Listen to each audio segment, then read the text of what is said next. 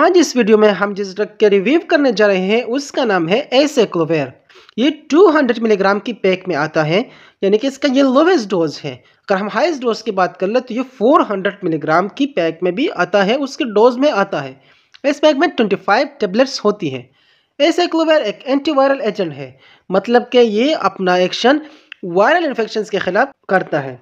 Viral infections की बात कर लें तो इसमें कुछ इन्फेक्शंस यानी कि herpes सिम्प्लेक्स वायरस जो कॉज करता है, टाइप 1 एंड टाइप 2 या स्टनबार वायरस या साइटोमेगालो वायरस, इन सब के खिलाफ ये अपना एक्शन परफॉर्म करता है।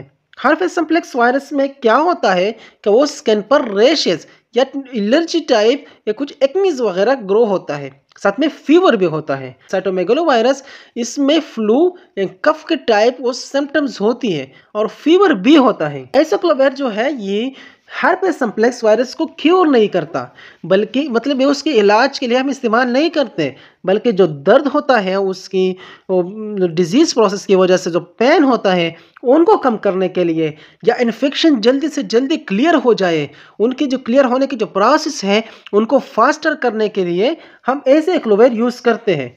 एसाइक्लोविर की और भी एक बहुत अहम यूज़ है कि वो एक जब हम इम्यून सप्रेसिव एजेंट्स के साथ हम ये प्रोफाइलेक्टिकली यूज़ करते हैं। अब इसको थोड़ा समझते हैं।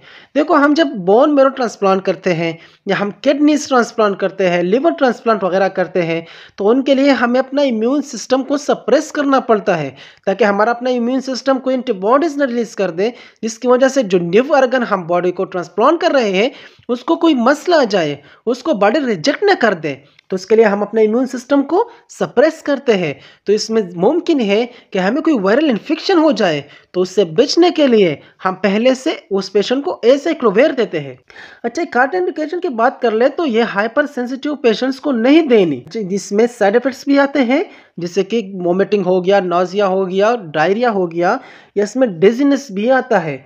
आप कंफ्यूज रहते हैं। इसको प्रेगनेंसी में नहीं देनी। अगर आप प्रेगनेंसी में इसको इस्तेमाल करना चाहते हैं तो इससे पहले अपनी गायनेकोलॉजिस्ट से मशवरा ज़रूर कर ले।